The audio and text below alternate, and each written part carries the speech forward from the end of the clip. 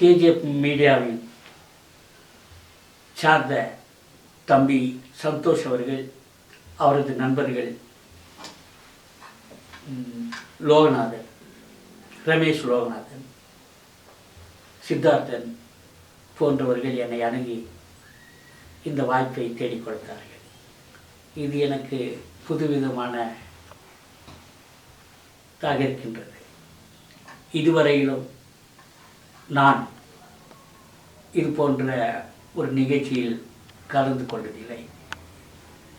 இந்த அரும்பெரும் வாய்ப்பினை எனக்கு தந்த அருமை சகோதரிகளுக்கு, தங்கவேல் மீடியாவுக்கு என்னுடைய நன்றியை தெரிவித்துக் கொள்ள விரும்புகிறேன். ஜெய்பீம். டாக்டர் அம்பேத்கருடைய அரிய வகையான புகைப்படங்கள் 200க்கும் மேல் என்னிடம் உள்ளது. அதிலே சிலவற்றை கடந்த ஏப்ரல் 14 டாக்டர் அம்பேத்கர் அவருடைய 126வது பிறந்தநாள் அன்று மோயிடுமகளை புகைப்படமாக நான் நடத்தி கொடுத்தேன். அந்த வகையில் முதலில் பகவான் புத்தர், பாபா சாஹேப் டாக்டர் அம்பேத்கர், அடுத்து the father of Indian constitution Baba Saheb doctor Ambedkar, Baba Saheb Dr. Ambedkar at London Round Table Conference 1932, Dr. Ambedkar as a labor leader 1936, Professor Thandai N. Sivaraj, Dr. Ambedkar at 1932, Dr. Ambedkar with Self-Help Women's Group 1946, as a labor minister, Dr. Ambedkar visits the first employment exchange established at Calcutta, Constituent Assembly members. After that, here Dr. Ambedkar with Syed Safiullah Khan at Round Table Conference, London 1931, Majestical Baba Saheb Dr. Ambedkar during 1940, Dr. Ambedkar, Savita Ambedkar and a saint. And this one is Dr. Ambedkar as U Mumbai Government Law College Principal. This one Dr. Ambedkar along with his wife Ramabai, son Yashwant and his family members. And this one at Bombay Airport 1952. Here we can see Dr. Ambedkar, Professor N. Sivaraj, P.M. Swamidurai MLA, first MLA of Kolar Goldfield, and conversion to Buddhism 14/10/1956. Dr. Ambedkar receives Doctor of Literature Award at Columbia University 5/6/1952. Mahaparinirvan of Dr. Ambedkar 6th December 1956. These are all the social reformers. Baba Saheb Dr. Ambedkar, Professor Thandai Sivaraj, Dr. Ambedkar legacy taken from a monthly journal, Thandai Periyar, rationalist and social reformer, Chhatrapati Sahu Maharaj, social reformer, Rattamale R. Srinivasan, who participated in the Round Table Conference along with Baba Saheb Dr. Ambedkar during 1931, 32 and 33. And this one is Mahatma Jyotiba Phule, first social reformer of India. He is from Shaul caste community. And Narayan Guru from Kerala, a social reformer. And this one is Karl Marx. And above one, Thandai Periyar with Baba Saheb Dr. Ambedkar at Bombay during 1951.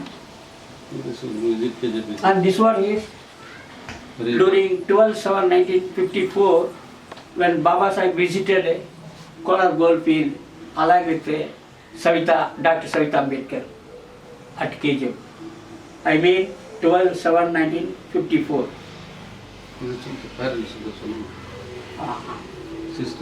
This my parents, V.P. Maslamani, Visalakshmi, and my sister Tamilmani, and my birth daughter Sarmila.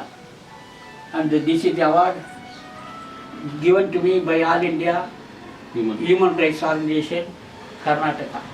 These are all books. This is Dr. Ambedkar Award. This is Dr. Ambedkar Award given by Lions Club of Bangalore. அகில இந்திய doctor Ambedkar மக்கள் பேரவை சார்பாக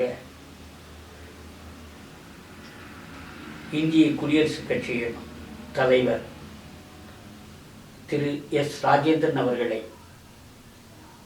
பாரதிய குடியரசுக் கட்சியின் சார்பாக நிற்க வைத்து அவருக்காக பணியாற்றி அவரை வெற்றி பெற செய்ததில் டாக்டர் அம்பேத்கர் மக்கள் பேரவைக்கு பெரும் பங்கு உண்டு என்பது வரலாறு.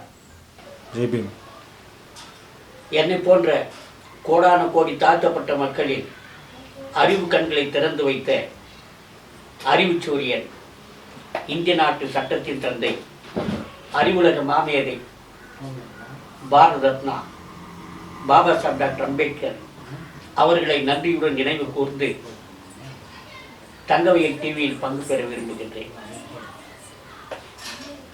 No man is noble by birth. No man is ignoble by birth. Man is noble and ignoble by his own action என்று பகவான் புத்தர் சொல்கின்றார். அதாவது பிறக்கின்ற போதே எவரும் யோகியனாக பிறப்பதில்லை, பிறக்கின்ற போதே எவனும் அயோக்கியனாக பிறப்பதில்லை. ஒரு மனிதன் யோக்கியனாவதும் அயோக்கியனாவதும் அவனுடைய செயலால் மட்டுமே என்று சொல்லுகின்றார். அதே போன்று பாபா சாஹேப் டாக்டர் அம்பேத்கர் அவர்கள் worth but not birth which is the personality of human beings on the earth என்று சொல்லுகின்றார். அதாவது ஒரு மனிதன் அவனை திறமை வைத்துதான் இந்த உலகத்தில் அவன் முன்னேற முடியுமே தவிர வேறு எந்த துறையிலும் இருக்க முடியாது என்பது ஆணித்தரமான கருத்தாகும். Only worth but not birth. பிறப்பால் நீ எந்த சாதியில் பிறந்தாய், எந்த சமூகத்தில் பிறந்தாய் என்பது முக்கியமல்ல. ஆனால் திறமை மட்டுமே ஒரு மனிதனை, தனி மனிதனை இந்த நாட்டிற்கு அடையாள காட்டு என்பது பாபா சாஹேப் டாக்டர் அம்பேத்கர் அவர்களின் ஆணித்தரமான கருத்தாகும். அதையேதான் நானும் என்னுடைய தாய் தந்தையரும் என் குடும்பத்தாரும் இன்று வரையிலும் பாபா சாஹேப் டாக்டர் அம்பேத்கர் அவர்களை லட்சியங்களை ஏற்று பின்பற்றி இறுதி நாள் வரை காப்பதுதான் எங்கள் கடமையாகும். உலகிலேயே கல்விக்கு முதலிடம் தந்தவர் பாபா சாஹேப் டாக்டர் அம்பேத்கர் அவர்கள். Education without character is horrible failure என்று சொல்கின்றார். அதாவது ஒழுக்கமற்ற கல்வி மிக படுபயங்கரமான தோல்வி என்று சொல்கின்றார். That is called education without character is horrible failure. இன்னொரு முறை சொல்லுகின்றார்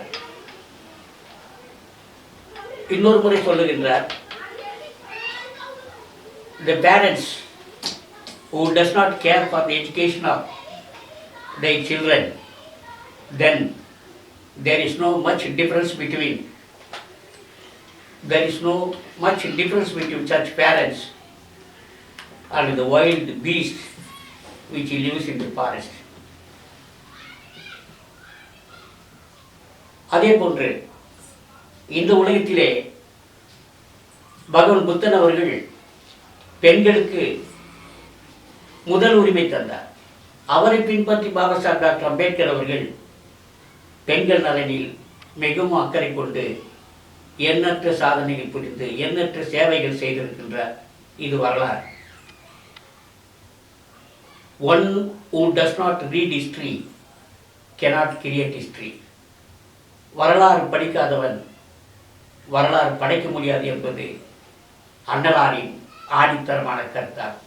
I measure the progress of the country by which the progress of the woman along with the country is very important.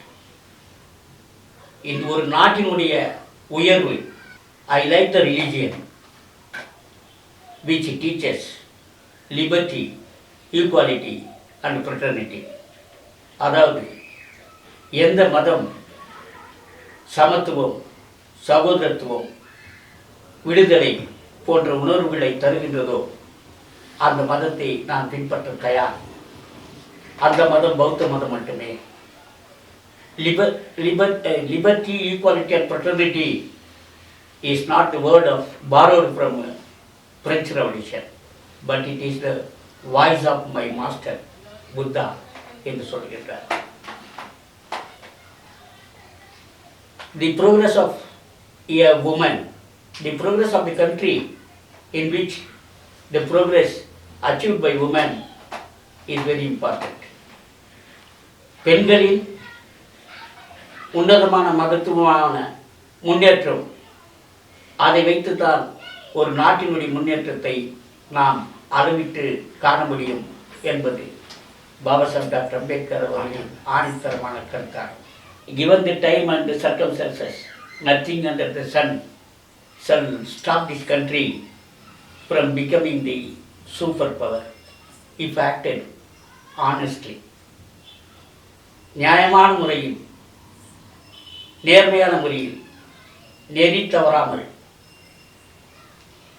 உலகத்திற்கு ஒப்பான ஒரு given the time and the circumstances, nothing under the sun can stop this country becoming a superpower if acted honestly.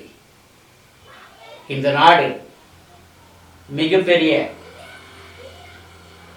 சக்தி வாய்ந்த நாடாக மாற வேண்டுமையான எந்த சக்தியாலும் தடுக்க முடியாது. ஆனால் நேர்மையாளர், நீதி நெறி தவறாமல் ஆட்சி புரிபவர்கள் அதை வழிநடத்த வேண்டும். அப்போதுதான் இந்த நாடு மிகப்பெரிய நாடாக உலக அரங்கில் வலம் வர முடியும் என்பது என்னுடைய கருத்தாகும்.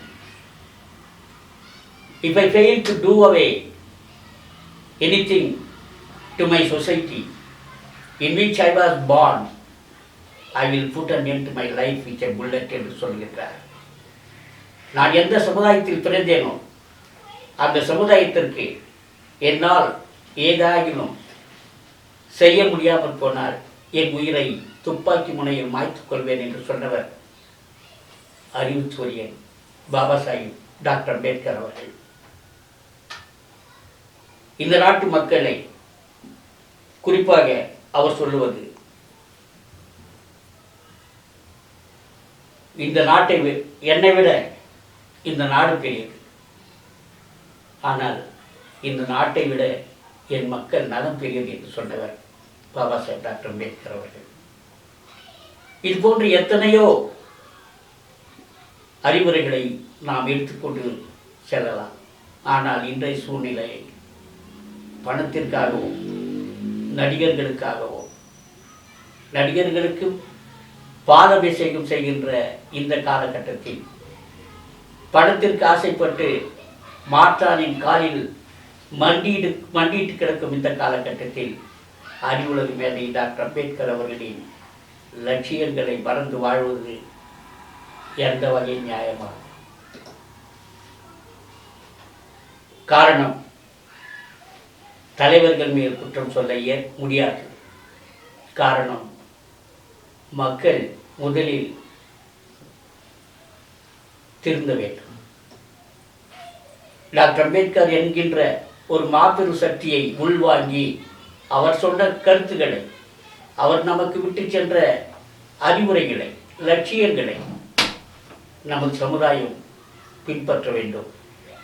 அப்படி பின்பற்றினால் நிச்சயமாக இந்த சமுதாயம் முன்னேறும். தனது இறுதி மூச்சு வரை நமது நாட்டு மக்களுக்காக, அவர் பிறந்த இந்த இனத்திற்காக அரும்பாடுபட்டார். ஒரு காலகட்டத்தில் அவருக்கு மிகப்பெரிய பதவி தந்து அவரை காங்கிரஸில் இணைத்து விடலாம் என்று மிகப்பெரிய சூழ்ச்சி நடந்தது. ஆனால் அவர் பதவிக்கோ பணத்திற்கோ ஆசைப்படவில்லை என்பது இந்த ஊர் அறியும் உலக அறியும். பாபா சாஹேப் டாக்டர் அம்பேத்கர் அவர்கள் இந்திய நாட்டு சட்டத்தை எழுதுகின்ற நேரத்தில் ஒன்றை குறிப்பிடுகின்றார். Whatever may be a good constitution, it may turn out to be a bad constitution if the executors are bad. Whatever may be a bad constitution, it may turn out to be a good constitution if the executors are good. அவருடைய விளக்கம் என்ன என்று சொன்னால், ஒரு நாட்டுடைய சட்டம் கெட்டு போயிட்ட சட்டமாக இருந்தாலும் கூட ஆட்சி புரிபவர்கள் அந்த சட்டத்தை ஏற்று நடத்தினால் அது ஒரு நல்ல சட்டமாக மாறும். கெட்டவர்களாக இருந்தாலும் நல்ல சட்டமாக மாறும். நல்லவர்களாக இருந்து சட்டத்தை கெட்ட வழி நடத்தினால் அது கெட்ட சட்டமாகிவிடும் என்பது. I was asked to do it. I did it. But before I am in the evening walk of my life என்று சொல்லுகின்றார்.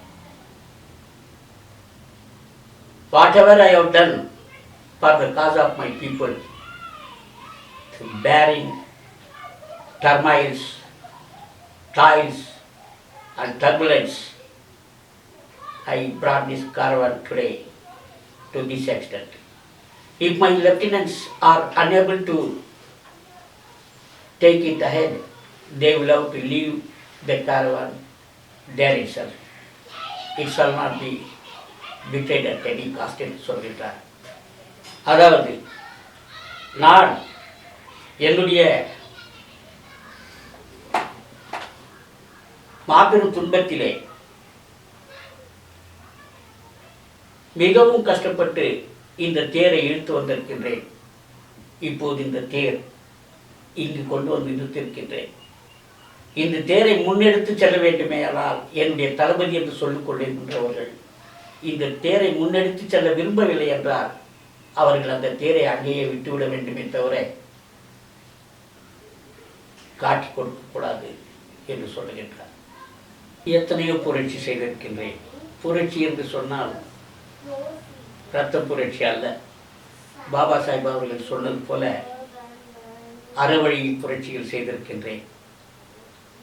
எனக்கு தெரிந்தவரை, என் நினைவுக்கு தெரிந்தவரை நான் ஈடுபட்ட புரட்சியில் மிகவும்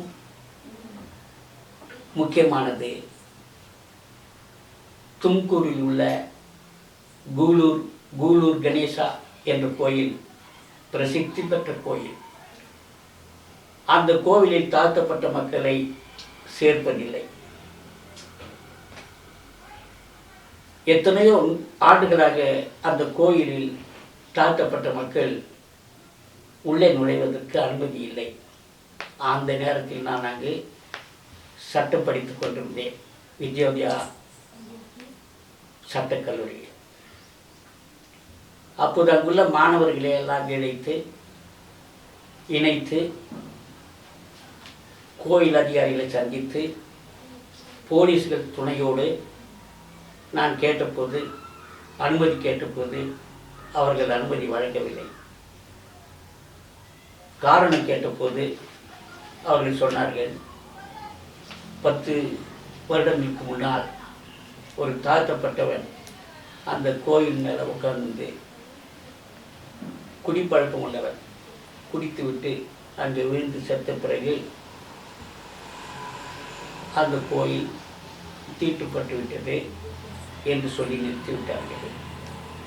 நான் என்னுடைய நண்பர்களோடு இணைந்து அன்றைய டிஎஸ்பி ரங்கசாமி அவர்களை சந்தித்து, இதெல்லாம் ஒரு காரணமாக இருக்க முடியாது, நாங்கள் கோயில் நுழைவு செய்வோம் என்று தாழ்த்தப்பட்ட மக்கள் அனைவரையும் அழைத்து சென்று போராட்டம் செய்து அந்த கோவிலில் நுழைந்து, அது மிகப்பெரிய முக்கியமான ஒரு புரட்சி. அதுக்கு எந்த மாதிரி ஒரு எதிர்ப்பு வந்துச்சு உங்களுக்கு? அந்த ஊர் மக்கள் சொன்னார்கள், எங்களுடைய அனுமதியின்றி நீங்கள் செல்வதால் தாழ்த்தப்பட்ட மகன் தாழ்த்தப்பட்ட மக்கள் யாராகிலும் அந்த கோவிலில் நுழைந்தால் அவர்களுடைய கண்கள் இரண்டும் போய்விடும். யார் முதல்ல போகிறாங்களோ அவங்க கண்ணு போயிடும்னு சொன்னான். சரி, என் கண்ணே போட்டுமே, நானே முதல் போகிறேன் அப்படின்னு சொல்லிட்டு நான் தான் முதல் போனேன். என் கண்ணு போகலை. இது பொய், வெறும் பொய் பித்தலாட்டம் என்பது எனக்கு நன்றாகவே தெரியும். அடுத்ததாக, தாங்கள் செய்த புரட்சிக்கும் தனது தந்தையார் செய்த மதிப்புக்குரிய பெரியவர் பி மாசிலாமணி தந்தையார் அவர் புரட்சிக்கு என்ன வித்தியாசங்கள் இருக்கின்றன என்பதற்கு பதில் அளிக்கப்பட வேண்டும். தங்கவேல் டிவி சார்பாக. தந்தையார் அவர்கள் இந்திய குடியரசுக் கட்சிக்கு முன்னால் ஷெட்யூல் காஸ்ட் ஃபெடரேஷன் என்ற அமைப்பை பாபா சாஹேப் டாக்டர் அம்பேத்கர் அவர்கள் 1942ஆம் ஆண்டு துவக்கினார். அந்த நேரத்திலே தங்க சுரங்கத்தில் பணியாற்ற வந்த எனது தந்தையார் ஷெட்யூல் காஸ்ட் ஃபெடரேஷன் என்ற அமைப்பிலே இணைந்து PM சார்ந்துரை, JC Adhimoolam, CM Arumugam போன்ற தலைவர்களோடு பணியாற்றினார். இணையாக பணியாற்றினார். மிகச்சிறந்த பேச்சாளராக இருந்தார். இந்த வட்டாரத்து மக்களுக்கு தெரியும். நாங்கள் குழந்தைகளாக இருந்தபோது எங்களை கோவிலுக்கு செல்வது அனுமதிப்பதில்லை. தீபாவளி நேரங்களில் பட்டாசு வெடிப்பதற்கு கூட என் தந்தையார் அனுமதித்து கிடையாது. தை திருநாளான பொங்கல் நாள் அன்று மட்டும் குழந்தைகளை அந்த திருவிழாக்கு அனுப்பி வைப்பார்கள். புத்தாடை உடுத்தி எங்களை மகிழ்ச்சியோடு செய்வார். மற்றபடி மாரியம்மன் கோவிலுக்கு செல்வதோ, இல்லை ஆஞ்சநேயர் கோவிலுக்கு செல்வதோ, பெருமாள் கோவிலுக்கு செல்வதோ, எந்த கோவிலுக்கும் எங்களை எனது தந்தையார் அனுமதித்தில்லை. ஆனால் நான் அதில் மிகவும் உறுதியாக இருந்தேன். இன்று வரையிலும் உறுதியாக இருக்கின்றேன். நான் கடவுளை நம்பாதவன், மனிதனை நம்புகின்றேன், மனித நேயத்தை விரும்புகின்றேன். பாபா சாஹேப் அம்பேத்கர் அவர்களுடைய சரித்திரத்தை போற்றுகின்றவர்கள் மிகப்பெரிய சிறந்த தைரியசாலியாக நீங்கள் இருக்கிறீர்கள். அவருடைய சரித்திரத்தை அழகாக படித்திருக்கிறீர்கள். அதற்கு என்ன கூறுகிறீர்கள்? அவருடைய லட்சியங்கள் என்ன என்பதை விளக்க வேண்டும். பாபா சாஹேப் டாக்டர் அம்பேத்கருடைய லட்சியங்கள் மனிதனை மனிதனாக மதிக்க வேண்டும். ஒவ்வொரு மனிதனுக்கும் சமத்துவம் வேண்டும், சமநீதி வேண்டும், சகோதரத்துவம் இருக்க வேண்டும். நான் ஒருவன் மேலே ஒருவன் கீழே என்கின்ற பாகுபாடு, இன்இக்வாலிட்டி, அந்த இன்இக்வாலிட்டி இருக்கக்கூடாது என்பதுதான் பகவான் புத்தரே சொன்னது. கிபி 6வது நூற்றாண்டிலே பகவான் புத்தரே சொன்னது, பேதம் பார்க்க வேண்டாம், சாதி பார்க்க வேண்டாம், மனிதனை மனிதனாக பார் என்று. அன்று பகவான் புத்தர் அவர்கள் அவருடைய மானாஸ்ரீயில் பெண்களை கூட ஆசிரமத்தில் வைத்திருந்தார். அதே போன்றுதான் டாக்டர் அம்பேத்கர் அவர்கள் கோவில்களில் பூசாரியாக கூட பெண்களை நியமிக்கலாம், தாழ்த்தப்பட்டவனும் நியமிக்கலாம் என்ற கருத்துக்காக பல ஆண்டுகள் போராடி வெற்றி பெற்றார். 1964ஆம் ஆண்டு கோலாவத்தங்களில் மாபெரும் புரட்சி நடந்தது. அந்த புரட்சியிலே பைரா ரெட்டி என்கின்றவரால் தனது தந்தையார் தாக்கப்பட்டு ஜெயிலில் அடைக்கப்படுகின்ற சூழ்நிலை பற்றி விளக்க வேண்டும். அங்கு பைரா ரெட்டி என்பவர் மிகச்சிறந்த வக்கீலாக கோலார் தங்கவயலில் திகழ்ந்தவர். அவர் கம்யூனிஸ்ட் சிந்தனையாளர். KS வாசன் போன்ற மாபெரும் தலைவர்களுடைய நண்பராக இருந்தவர். KS வாசன் அவர்கள் கூட இறுதி காலத்தில் பைரா ரெட்டி வீட்டில் தான் தங்கியிருந்தார். அந்த பைரா ரெட்டி வீட்டின் மீது இந்திய குடியரசுக் கட்சி சார்ந்தவர்கள் அவர்களுடைய வீட்டை தாக்கினார்கள் என்று தவறான கருத்து ஏற்பட்டு தவறான புகார்கள் கொடுக்கப்பட்டு ஒவ்வொரு வட்டம் எஸ்டி பிளாக் வட்டம், விடி பிளாக் வட்டம், அது போன்று அது முக்கியமான தலைவர்கள் யார் இருக்கின்றார்களோ அவர்களை சிறை செய்தார்கள். அந்த வகையிலே விபி மாசிலாமணியான என்னது தந்தையார், கே மரியதாஸ், டிஆர் சந்தானம், கேசி பெருமாள், போர்மன் ஒருத்தர் இருந்தார் எஸ்டி பிளாக்கில். இது மாதிரி 6 பேர் மேலே வீண் பழி சுமத்தி சிறையில் அடைத்தார்கள். அந்த நேரத்தில் கோலார் தங்கவேலி ஜெயிலில் இருந்தார்கள். அதன் பிறகு அந்த கேஸு செஷன் கோர்ட்டுக்கு மாற்றப்பட்டது. செஷன் கோர்ட்டில் லைஃப் சென்டென்ஸ், அதாவது ஆயுள் தண்டனை இந்த 6 பேருக்கும் வழங்கப்பட்டது. அந்த நேரத்திலே நமது தலைவர் சி.எம். ஆறுமுக அவர்கள் அரும்பாடுபட்டு எல்லோரிடமும் நிதி உதவி பெற்று சென்னையில் உள்ள பேராசிரியர் பெருந்தகை தந்தை என். சிவராஜ் அவர்களை சந்தித்து நமது கட்சி சார்ந்தவர்கள் அத்தனை 6 பேருக்கும் ஆயுள் தண்டனை வழங்கப்பட்டிருக்கின்றது. நீங்கள் தயவு செய்து வந்து அவர்களை காப்பாற்ற வேண்டும். தந்தை சிவராஜ் அவர்கள் மிகச்சிறந்த வழக்கறிஞர். தந்தை சிவராஜ் அவர்கள் பாபா சாஹேப் டாக்டர் அம்பேத்கரின் வலதுகரமாக திகழ்ந்தவர். தந்தை சிவராஜ் அவர்கள் இந்திய குடியரசுக் கட்சியின் முதல் தலைவராக இருந்தவர். நமது கோலார் தங்கவேலுக்கு பலமுறை வந்து சென்றவர். இங்குள்ள மக்கள் மத்தியிலே அவருக்கு பெரும்புகழ் இருந்தது. அந்த வகையிலே பேராசிரியர் பெருந்தகை அவர்கள் நீதிமன்றத்திற்கு வந்து வழக்காடினார். அந்த நேரத்தில் 18 மாதங்களாக சிறையில் இருக்கும் இந்திய குடியரசுக் கட்சியின் இந்த படைப்பாளிகளை, போராளிகளை இந்திய குடியரசுக் கட்சி சேர்ந்த அத்தனை தொண்டர்கள் வீட்டிலும் கூடையாக உணவுப் பொருட்கள், தானியங்கள், பருப்பு வகைகள் அத்தனையும் சேர்த்து பாதிக்கப்பட்ட அந்த 6 குடும்பங்களுக்கும் பகிர்ந்தளித்த வரலாறு இந்திய குடியரசுக் கட்சியினருக்கு உண்டு. நீதிமன்றத்திற்கு வந்த தந்தை சிவராஜ் அவர்கள் இது தனிநபர் ஒருவரை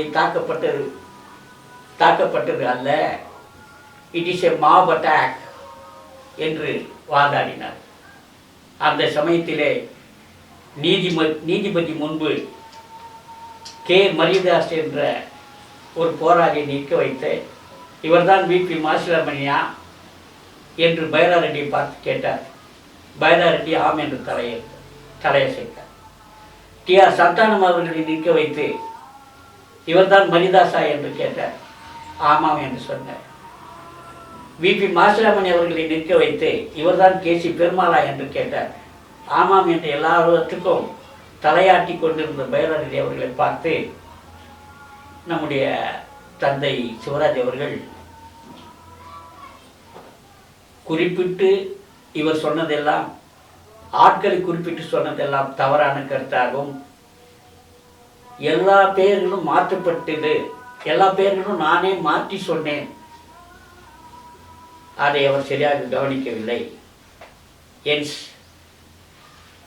I request you honour, it is a nothing but mop attack என்று சொல்லி அந்த தீர்ப்பில் வெற்றி கண்டார். டாக்டர் அம்பேத்கர் அவர்கள் கோலார் தங்கவேலுக்கு வருகின்ற போது பெங்களூரில் உள்ள மகாபோதி சொசைட்டியில் உள்ள பௌத்த விகாரங்களை பார்த்தார். அதற்கடுத்து கோலார் தங்கவேலில் உள்ள பௌத்த விகாரங்களை பார்ப்பதற்காக வந்தார். இங்குள்ள சவுத் இந்தியன் புத்திஸ்ட் சொசைட்டி வந்தார், சாம்பியன் பகுதியில் உள்ளது. அந்த நேரத்திலே அவர் இங்கு பொதுக்கூட்டத்தில் பேசுவதற்காக கூட ஏற்பாடு செய்திருந்தார்கள். ஆனால் பொதுமக்கள் மிகவும் அருவருக்கத்தக்க வகையில் நடந்து கொண்டார்கள். எப்படி என்று சொன்னால், தலைவருக்கு பட்டாசு வெடிப்பதும், அவர் காலிலே விழுவதும், தேங்காய் உடைப்பதும், இத்தனை அநாகரிகமான செயல்களை அவர்கள் செய்தார்கள். இதை பாபா சாஹேப் டாக்டர் அம்பேத்கர் ஒரு காலம் ஏற்றுக்கொள்ளவில்லை. அங்கு குழுமியிருந்த தலைவர்களை அழைத்து, என்னுடைய மக்களை நாகரிகமான முறையில் பார்க்க விரும்பினேன். நீங்கள் அவர்களை வைத்திருக்கின்ற விதத்தை பார்க்கின்ற போது நான் மன வருத்தம் அடைகின்றேன். There shall not be hero worship. அவருடைய வாழ்நாளில் பல முறை சொல்லின்னு வந்தது ஹீரோ வர்ஷிப் என்பது தனி மனித வழிபாடு. அது அவரை விரும்பவில்லை, அவருக்கு பிடிக்கவில்லை. எனவே திடீரென்று கூட்டத்தில் கூட பங்கு பெறாமல் வேகமாக காரை எடுத்து சென்று விட்டார். அம்பேத்கர் வந்துட்டு ஹீரோ வர்ஷிப்பு இருக்கக்கூடாது, தனி மனிதன் வந்துட்டு போற்றக்கூடாதுன்றாரு. பட் ஒரு லீடர்ஷிப் குவாலிட்டி இல்லாத எப்படி ஒரு கட்சியோ ஒரு இயக்கத்தோ எடுத்துட்டு போக முடியும்? நல்ல கேள்வி. தனி மனித வழிபாடு வேண்டாம் என்று தான் பாபா சாஹேப் அம்பேத்கர் அவர்கள் சொன்னார். அதாவது ஒரு தனி மனிதனை மாபெரும் மனிதனாகவோ, உயர்ந்த மனிதனாகவோ, அல்லது தெய்வமாகவோ, கடவுள் என்றோ அவனை சொல்ல வேண்டாம். அவனை ஒரு கைடு, அதாவது வழிகாட்டி, ஒரு லீடர்னாவே வந்துட்டு அவர் வந்துட்டு வழிகாட்டி. நமக்கு முன்னாடி leader, a leader who leads us. Who is a leader? One who leads the mass, one who leads the people is the leader. அந்த வகையில் அவருக்கு தேவையான மரியாதை மட்டும் கொடுங்கள். So we should not follow the leader. He should follow the leader. He must respect the leader, but not worship the leader. என்பது தான் Baba Saheb doctor Ambedkar அவருடைய கருத்தார். You respect him, don't worship him. செய்திருக்கின்றேன் என்னால் இயன்ற வரைக்கும். என்னுடைய துறை சார்ந்த அமைச்சரிடம் சொல்லப்போனால், கர்நாடக மாநிலத்திலே 19 முதல் மந்திரிகளை சந்தித்திருக்கின்றேன். 19 முதல் மந்திரிகளுக்கு பணியாற்றியிருக்கின்றேன். என்னுடைய துறையானது கல்வித்துறையை சார்ந்தது. அந்த கல்வித்துறையிலே என்னால் இயன்ற சேவைகளை செய்ய முடிந்தது. படிப்பகங்கள் உருவாக்கவும், கல்விக் கழகங்கள் உருவாக்கவும், primary school, Iyer primary school போன்ற கல்விக்கூடங்களை திறப்பதற்கு நான் பாடுபட்டிருக்கின்றேன். அதே நேரத்தில் என்னை நாடி வந்தவர்களுக்கு ஸ்காலர்ஷிப்புகள் வாங்கி கொடுத்திருக்கின்றேன். தகுதி முறையில் தகுதியிருந்தும் தேர்ந்தெடுக்கப்படாத மாணவர்களுக்காக எந்த துறையை சார்ந்த மந்திரி பார்க்க வேண்டுமோ அவர்களை பார்த்து அவர்கள் அந்த மாணவனுக்கு தேவையான உதவி செய்திருக்கின்றேன்.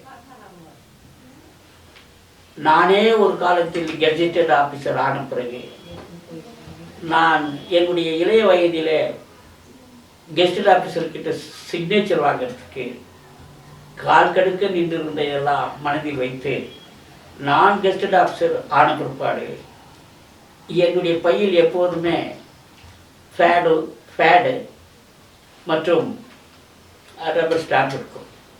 என்னுடைய துறையை சார்ந்த ஸ்டாம்ப் எந்த நேரத்திலும் கல்லூரி வளாகத்தில் போடுவேன். அது தார்வாட் யூனிவர்சிட்டி.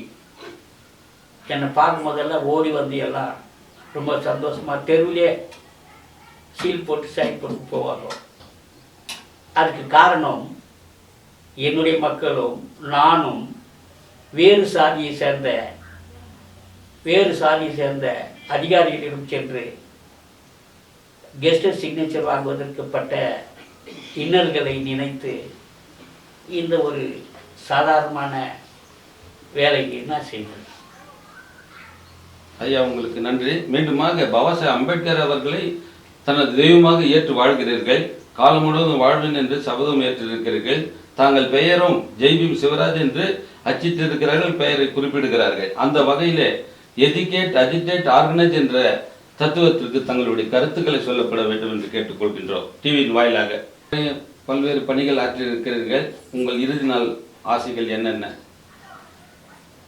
என்னுடைய ஆசை என்னவென்றால், நான் படித்தது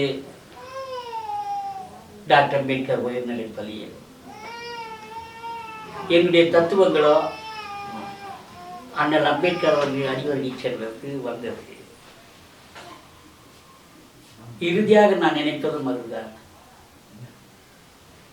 நான் சொல்வது negative, maybe a negative thought, but it is my affirmative idea that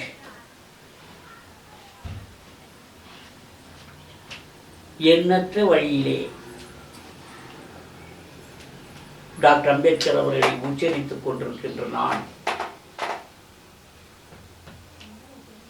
அவரால் கல்வி கற்றேன், அவரால் பதவி பெற்றேன், அவரால் கர்நாடக மாநிலத்திலே பணியாற்றுகின்ற வாய்ப்பு கிடைத்தது. இன்று ஓய்வு பெற்று அவரால் நான் பென்ஷன் பெற்றுக் கொண்டிருக்கின்றேன். இத்தனையும் எனக்கு செய்தது பாபா சாஹேப் டாக்டர் அம்பேத்கர் அவர்கள் ஒருவர் மட்டுமே. அடுத்து என்னுடைய உயிர் பிரிந்த பிறகு என்னுடைய உடலை டாக்டர் அம்பேத்கர் மெடிக்கல் காலேஜ் கொடுத்து விட வேண்டும். இதை நான் ஆல்ரெடி அங்கு சென்று அப்ளிகேஷன் வாங்கி எழுதி கொடுத்திருக்கின்றேன். என்னுடைய உறவினர்களுக்கோ, என்னுடைய நண்பர்கள், என்னுடைய உறவினர்கள், பொதுமக்கள் என்னுடைய சடலத்தை வீட்டின் முன்பு ஒரு மணி நேரம் அல்லது 2 மணி நேரம் பார்த்து விட்டு செல்லலாம். ஆனால் இறுதி கட்டமாக எந்த ஒரு சடங்குமின்றி, சம்பிரதாயங்கள் இன்றி, ஐ மீன் த ரைச்சுவல்ஸ், without any rituals, my body shall be handed over to doctor Ambedkar medical college. இதுதான் என்னுடைய இறுதி ஆசை. காரணம், என்னுடைய உடலை அங்குள்ள அம்பேத்கர் மருத்துவமனையுள்ள மாணவர்களுக்கு பயனடையட்டும் என்பதுதான் என்னுடைய ஆசை. அதை என்னுடைய குடும்பத்தாரும் ஏற்றுக்கொள்வார்கள் என்று நம்புகிறேன். ஐயா, உங்கள் இதுவரையில் நீங்கள் கேஜிஎஃப் மீடியா அவர்களுக்கு, அவரை சார்ந்த இந்த டிவி நிறுவனத்திற்கு நல்ல தக்க பதில், அவர் கேட்ட கேள்விகளுக்கும் பதில் அளித்தீர்கள். ஆயினும் இறுதியான ஒரு கேள்வி, நீங்கள் கடைசியாக மாணவ சமுதாய, இந்தியாவில் உள்ள அத்தனை மாணவ சமுதாய பிள்ளைகளுக்கு என்ன சொல்லுகிறீர்கள்? அதோடு கூட நீங்கள் தமிழ் கலந்த ஆங்கிலம், ஆங்கிலம் கலந்த கன்னடாவை நன்றாக படித்தீர்கள், வல்லமையோடு படித்திருக்கிறீர்கள். அதனுடைய டிரான்ஸ்லேஷனுடைய சிஸ்டத்தை எங்களுக்கு சொல்லித்தரப்பட வேண்டும் என்று கேட்டுக்கொள்கின்றேன். எனக்கு ஓரளவு கன்னடம், ஓரளவு தமிழ், ஓரளவு ஆங்கிலம் தெரியும் என்று நான் வழக்கத்தோடு சொல்ல விரும்புகின்றேன். என்னால் கன்னடத்திலிருந்து தமிழுக்கும், தமிழிலிருந்து கன்னடத்திற்கும், கன்னடத்திலிருந்து ஆங்கிலத்திற்கும், ஆங்கிலத்திலிருந்து தமிழுக்கும் ஒரு சில கட்டுரைகளை நான் மொழிபெயர்த்திருக்கின்றேன். நீங்கள் கேட்டது போன்று எத்தனை அமைப்புகளில் இருந்தீர்கள் என்று கேட்கிறீர்கள். அதற்கு நான் சொல்ல விரும்புகின்றேன். எனது மாணவ பருவத்திலே டாக்டர் அம்பேத்கர் மாணவர் தலைவராக இருந்தேன். அதற்கடுத்து டாக்டர் அம்பேத்கர் நற்பணி மன்றம் துவக்கினேன். அதற்கடுத்து டாக்டர் அம்பேத்கர் மக்கள் பேரவை, அகில இந்திய டாக்டர் அம்பேத்கர் மக்கள் பேரவையில் கடந்த 50 ஆண்டுகளாக இருக்கின்றேன். 2-3 இன்னும் 20 அல்லது 15 ஆண்டுகளாக அதில் நான் தலைவராகவும் பொதுச் செயலராகவும் பணியாற்றினேன். இப்போது என்னுடைய பணி அரசு பணி நிறைவு பெற்ற பிறகு அம்பேத்கர் மக்கள் பேரவையின் தலைவராக இருக்கின்றேன். பூர்வீகம் என்று சொல்லுவார்களே, பூர்வீகம் அகில இந்திய டாக்டர் அம்பேத்கர் மக்கள் பேரவை சார்பாக இந்திய குடியரசுக் கட்சியின் தலைவர் திரு எஸ். ராஜேந்திரன் அவர்களை பாரதிய குடியரசுக் கட்சியின் சார்பாக நிற்க வைத்து அவருக்காக பணியாற்றி அவரை வெற்றி பெற செய்ததில் டாக்டர் அம்பேத்கர் மக்கள் பேரவைக்கு பெரும் பங்கு உண்டு என்பது வரலாறு. கேஜிஎஃப் மீடியாவின் சார்ந்த தம்பி சந்தோஷ் அவர்கள், அவரது நண்பர்கள் லோகநாதன், ரமேஷ் லோகநாதன், சித்தார்த்தன் போன்றவர்கள் என்னை அணுகி இந்த வாய்ப்பை தேடிக் கொடுத்தார்கள். இது எனக்கு புதுவிதமானதாக இருக்கின்றது. இதுவரையிலும் நான் இது போன்ற ஒரு நிகழ்ச்சியில் கலந்து கொண்டதில்லை. இந்த அரும்பெரும் வாய்ப்பினை எனக்கு தந்த அருமை சகோதரிகளுக்கு, தங்கவேல் மீடியாவுக்கு என்னுடைய நன்றியை தெரிவித்துக் கொள்ள விரும்புகிறேன். ஜெய்பீம். டாக்டர் அம்பேத்கருடைய அரிய வகையான புகைப்படங்கள் எல்லோருக்கும் என்னிடம் உள்ளது. அதிலே சிலவற்றை கடந்த ஏப்ரல் 14 டாக்டர் அம்பேத்கர் அவருடைய 126வது பிறந்தநாள் அன்று மொழி மலரை புகைப்படமாக நான் நடத்தி கொடுத்தேன். அந்த வகையில் முதலில் பகவான் புத்தர் பாபா சாஹேப் டாக்டர் அம்பேத்கர், அடுத்து the father of Indian constitution Baba Saheb doctor Ambedkar, Baba Saheb doctor Ambedkar at London Round Table Conference 1932, Dr. Ambedkar as a labor leader 1936, Professor Tangayan Sivaraj, Dr. Ambedkar at 1932, Dr. Ambedkar with Self-Help Women's Group 1946. As a labor minister, Dr. Ambedkar visits the first employment exchange that established at Calcutta, Constituent Assembly members. After that, here Dr. Ambedkar with Syed Safimullah Khan at Round Table Conference, London 1931. Majestical Baba Saheb Dr. Ambedkar during 1940. Dr. Ambedkar, Savita Ambedkar and the saint. And this one is Dr. Ambedkar as Mumbai Government Law College Principal. This one Dr. Ambedkar along with his wife Ramabai, son Yashwant and his family members. And this one at Bombay Airport 1952. Here we can see Dr. Ambedkar, Professor M. Sivaraj, P.M. Swamidura MLA, first MLA of College Goldfield, and conversion to Buddhism 14/10/1956.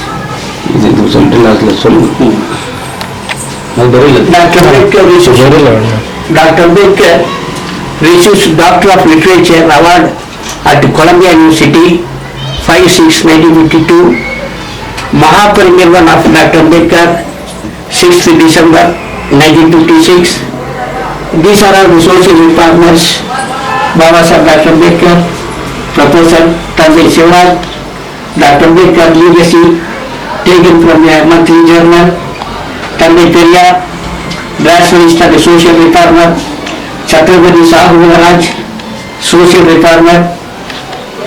Rattamani R. Srinivasan, who participated in the Round Table Conference along with Baba Saheb Dr. Ambedkar during 1931, 32 and 33. And this one is Mahatma Jyotiba Phule, first social reformer of India. He is from South Caste community. And the Narayan Guru from Kerala, a social reformer. And this one is Karl Marx. And above all, and they period with Baba Saheb Ambedkar at Bombay in 1951. And this one is during 12/7/1954 when Baba Saheb visited Kora Goldfield along with Dr. Savita Ambedkar at KGM. I mean 12/7/1954. Parents, sister, parents. This my parents, V.P. Maslamani, Visa Lakshmi, and my sister, Kamimani, and my birth daughter, Sarmila. And this is the award given to me by All India Human Rights Organization, Karnataka. These are all books. This is Dr. Ambedkar Award. This is Dr. Ambedkar Award given by Lions Club of Bangalore.